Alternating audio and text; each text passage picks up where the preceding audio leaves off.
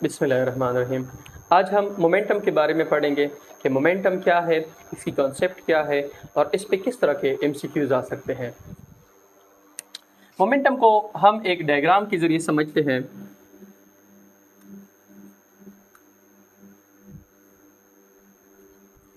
फर्ज करें मेरे पास एक फुटबॉल है, ठीक है। इस फुटबॉल का मास जो है वो आपके पास m है। ये फुटबॉल रेस्ट में था। जब हम इसके ऊपर फोर्स एग्जर्ट करते हैं F, तो ये फुटबॉल मोशन में आ जाता है। मोशन में आने के बाद इस फुटबॉल की कुछ ना कुछ वेलोसिटी होती है जिसको हम v बोलते हैं। क्या बोलते हैं? v। फुटबॉल का मास आपके पास m है, फोर्स लगाने के बाद इसकी वेलोसिटी क्या हो गई? v। अब इस मास और वेलोसिटी को जब हम आपस में मल्टीप्लाई कर लेते हैं, इसका प्रोडक्ट ले लेते हैं, किसी भी बॉडी की मास और वेलोसिटी का जब हम आपस में प्रोडक्ट लेते हैं, तो इनसे जो हमारे पास नेट वैल्यू आती है वो किसकी आती है? मोमेंटम के। इससे किसी भी बॉडी की आप क्या कर सकते हैं? मोमेंटम फाइंड कर सकते हैं। तो इसका मतलब ये है कि मोमेंटम जो है वो आपके पास प्रोडक्ट है किसका? मास और वेलोसिटी का। तो यहां पे हम क्या लिखेंगे? Product of mass and velocity is called momentum। किसी भी बॉडी की मास और वेलोसिटी का जब हम आपस में प्रोडक्ट ले लेते हैं तो इसका हमें जो रिजल्ट आता है वो किस फॉर्म में आता है? मोमेंटम की फॉर्म में। सेकंड जो डिफिनीशन है मोमेंटम की वो आपके पास क्या है? जब भी आपके पास एक बॉडी मोशन करती है तो इस बॉडी में मोशन की जो क्वांटिटी है, क्वांटिटी ऑफ मोशन, इसको बेसिकली हम क्या कहते हैं? मोमेंटम। क्वांटिटी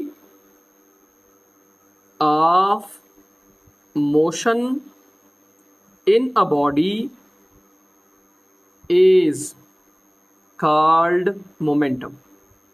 किसी भी बॉडी में मोशन की जो क्वांटिटी है, मोशन की जो मकदार है कि कितनी मोशन करती है, कितनी स्लो मोशन करती है, कितनी फास्ट मोशन करती है, इसको बेसिकली हम क्या कहते हैं? मोमेंटम। अब इसके बाद आपके पास मोमेंटम की रिप्रेजेंटेशन है कि मोमेंटम को हम किस चीज से रिप्रेजेंट करते हैं?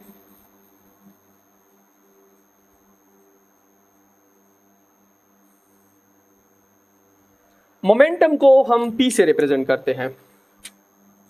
It is represented by P।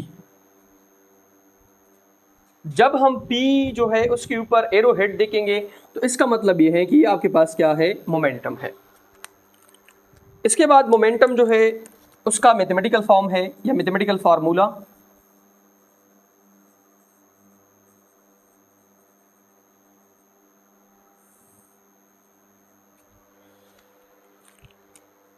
Momentum is equal to mass into velocity। P is equal to mv। ये आपके पास क्या है? मोमेंटम है। P is equal to mv, ये मोमेंटम का फार्मूला है आपके पास, ठीक है। इसे हम दो और फार्मूले भी डिराइव कर सकते हैं। एक फार्मूला आपके पास है P is equal to mv। अगर इसके ऊपर मैं m को इस साइड पे डिवाइड कर लूँ, इस साइड पे भी डिवाइड कर लिया और ये आपके पास क्या हो जाएंगे? कैंसल। तो v is equal to p divided by m। ये आपके पास क्या है? वेलोसिटी है। अब अगर इसको मैं इस तरह कर लूँ p is equal to mv, दोनों साइड्स को मैं v के ऊपर डिवाइड कर लूँ, v और v आपस में cancel, m is equal to p divided by v। तो इनसे आप क्या निकाल सकते हैं? मास निकाल सकते हैं जब आपके पास मोमेंटम और वेलोसिटी दोनों आपके पास मौजूद हो। अच्छा, इसके बाद आपके पास क्या है? मोमेंटम की नेचर है। मोमेंटम आपके पास एक वेक्टर क्वांटिटी है। It is a vector quantity. क्यों आपके पास वेक्टर है? क्योंकि मोमेंटम जो है उसमें वेलोसिटी है और वेलोसिटी जो है उसमें डायरेक्शन होती है, और किसी भी फिजिकल क्वांटिटी की जब आपके पास डायरेक्शन और मैग्नीट्यूड दोनों हो तो उसको हम क्या बोलते हैं? वेक्टर। अब इसके बाद मोमेंटम की यूनिट है मोमेंटम के दो यूनिट्स है। एक यूनिट आपके पास है P is equal to mv, P is equal to m की जगह पे kg, v की जगह पे मीटर पर सेकेंड। तो एक यूनिट तो आपके पास क्या हो गई, मीटर पर सेकेंड।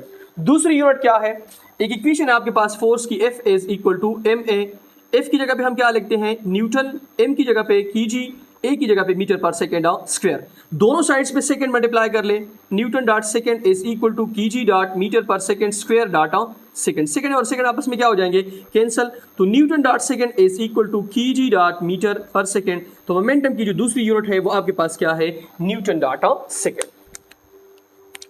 अब मोमेंटम जो है वो किन चीजों के ऊपर डिपेंड करता है, इसकी डिपेंडेंस जो है ये किस चीज के साथ इंक्रीज होता है, किस चीज के साथ डिक्रीज होता है। पहले आपके पास इक्वेशन है P is directly proportional to M if V is equal to constant. अगर किसी भी बॉडी की वेलोसिटी आपके पास क्या है, कांस्टेंट। फर्ज करें आपके पास इस फुटबॉल की जो वेलोसिटी है वो आपके पास कांस्टेंट है, इस फुटबॉल का मास जो है वो हम इंक्रीज करेंगे तो इसके साथ इसकी मोमेंटम भी क्या हो जाएगी, increase. P is directly proportional to V, velocity के साथ मोमेंटम का डायरेक्ट रिलेशन है। अगर आप मास को क्या कर लेते हो, कांस्टेंट रखते हो, इसका मतलब ये है कि अगर आपके पास दो फुटबॉल्स है, दोनों का मास सेम है, जो फुटबॉल आपके पास ज्यादा वेलोसिटी के साथ जाएगा उसकी मोमेंटम आपके पास क्या होगी, ज्यादा होगी।